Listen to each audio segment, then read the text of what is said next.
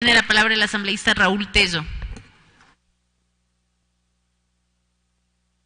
Presidenta, colegas legisladores, en realidad, en mi calidad de funcionario de carrera de la Defensoría del Pueblo, causa satisfacción que el día de hoy estemos discutiendo esta ley orgánica de la Defensoría del Pueblo, en razón de que la norma que nos ha regido durante todo este tiempo estaba en contradicción con la Constitución de la República y con lo dispuesto también en convenios, en tratados internacionales. Lamentablemente se demoró muchísimo tiempo para que lleguemos a esta discusión. En el año 2014 mismo, la Asamblea pudo aprobar la nueva ley de la Defensoría del Pueblo. Lamentablemente, esta no respondía a los intereses de quienes siempre quisieron una institución que esté al servicio del Ejecutivo. Y es por ello que, por discrepancias entre el Defensor del Pueblo de aquella época con Alexis Mera, nunca se llegó a discutir en el Pleno de la Asamblea, en segundo debate, la nueva ley orgánica de la Defensoría del Pueblo. Es importante señalar y rescatar de lo presentado por la Comisión la necesidad de que la Defensoría del Pueblo se constituya en una institución absolutamente autónoma e independiente de las otras instituciones del Estado. Si hablamos generalmente de que el principal vulnerador de derechos es precisamente el Estado, debemos de tener a una Defensoría del Pueblo que guarde absoluta independencia y autonomía de las demás instituciones. La Defensoría del Pueblo no puede estar ni de lejos ligada a otras funciones del Estado, principalmente a la función ejecutiva. Es por ello que en muchos casos hemos visto cómo desde el Estado se vulneran derechos y la ciudadanía no ha tenido la posibilidad de acceder a una institución autónoma e independiente. Yo recuerdo, por ejemplo, un caso que se tramitó en la provincia de Napo, precisamente alrededor de denuncias de los trabajadores que eran maltratados en el proyecto hidroeléctrico Cacodo-Sinclair.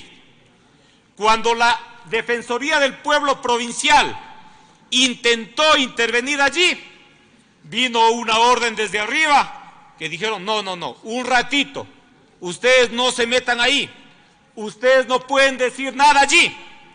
Es decir, la institución que tenía que proteger a sus trabajadores, a sus ciudadanos, no pudo hacer. ¿Por qué? Porque simplemente respondía a los intereses del Ejecutivo de aquel entonces. En estos momentos también tenemos una cuestión reciente. En la provincia de Pastaza, precisamente en el sector del Cantón Santa Clara, se está desarrollando o se intenta ejecutar un proyecto hidroeléctrico en el río Piatúa, afectando los derechos de la naturaleza. Es inentendible de que se quiera ejecutar un proyecto hidroeléctrico nuevo cuando hay tantos proyectos hidroeléctricos que están a medio construir en el país y que no se los hace, y se quiere iniciar un nuevo proyecto hidroeléctrico con una grave afectación a los derechos de la naturaleza y también a los derechos humanos, porque ahí están asentadas comunidades indígenas tradicionales. Frente a eso, sí, necesitamos una institución independiente que defienda los derechos humanos y que defienda los derechos de la naturaleza con independencia y que fundamentalmente sea la garantía de ser una verdadera institución que le defienda al pueblo ecuatoriano. Yo quiero hacer dos precisiones. La primera, que tiene que ver con el carácter multidisciplinario de los derechos humanos. Hace aproximadamente 30 años, los derechos humanos dejó de ser una disciplina exclusiva del estudio de la materia jurídica. Dejó de ser de exclusivo estudio de los abogados, constituyéndose en una materia de carácter multidisciplinario. Sin embargo de ello, nuestra Constitución determina de que el defensor del pueblo deba de ser abogado, deba de tener los mismos requisitos que los jueces nacionales. Si bien es cierto, la ley no puede contradecir la Constitución, pero a mí sí me parece necesario de que en el artículo 17, cuando hablamos de la delegación territorial, los delegados en territorio no deban de ser necesariamente abogados. No tiene sentido. Si en las delegaciones provinciales encontramos que en el ejercicio de esas funciones de especialistas en derechos humanos, especialistas de la naturaleza, especialistas de consumidores, están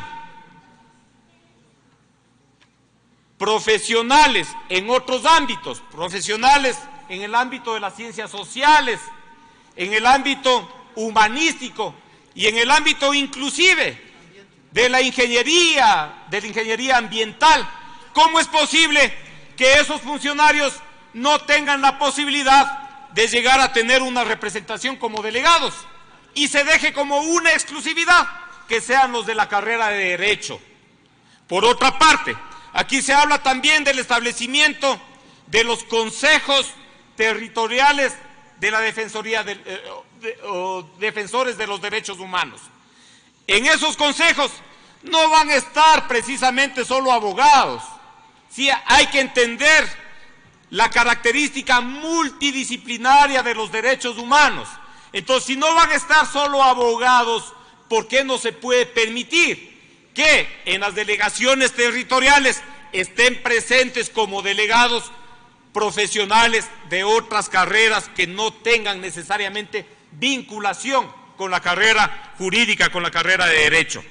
Por otra parte, yo sí quiero destacar de que se han hecho algunas precisiones al respecto, principalmente de que la Defensoría del Pueblo no tenga atribuciones en el ámbito fundamentalmente del Código de la Niñez y de la Ley de Prevención y Asistencia Integral de VIH, también en lo que se refiere a los consumidores, porque las defensorías del pueblo en territorio se han convertido en comisarías, que alguien le cobró demasiado por el par de zapatos, se van y se quejan en la Defensoría del Pueblo, que le resultó de mala calidad una sombrilla, se van y se quejan en la Defensoría del Pueblo.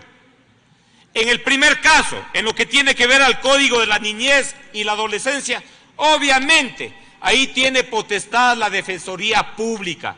Y en el segundo caso, sí, la Defensoría del Pueblo debe de actuar, pero cuando se trata de casos generalizados de vulneración de los derechos de los consumidores. Igualmente, para el caso de las discapacidades. Yo quiero proponer que se agregue un artículo que es fundamental en la acción de la Defensoría del Pueblo y que tiene que ver con la confidencialidad de la información. La confidencialidad de la información garantiza los derechos principalmente de las víctimas. No es posible que los expedientes defensoriales se los pueda entregar abiertamente a cualquier ciudadano. únicamente se lo debe de hacer a través de orden judicial. Por ello yo planteo un artículo en donde se determine confidencialidad de la información. La institución, en sus actuaciones defensoriales, está obligada a proteger los datos o información confidencial de las personas particulares, así como de sus servidores públicos que se encuentren en soportes físicos, electrónicos o digitales. Esta información podrá ser otorgada bajo peticiones judiciales y de los organismos de protección internacional. Esto es fundamental para garantizar precisamente de que las víctimas, quienes han sido vulnerados en sus derechos, estén protegidos y tengan la confianza de asistir a esta institución que tiene de hecho que constituirse en una verdadera defensoría del pueblo. Gracias, presidente. Gracias, señor legislador.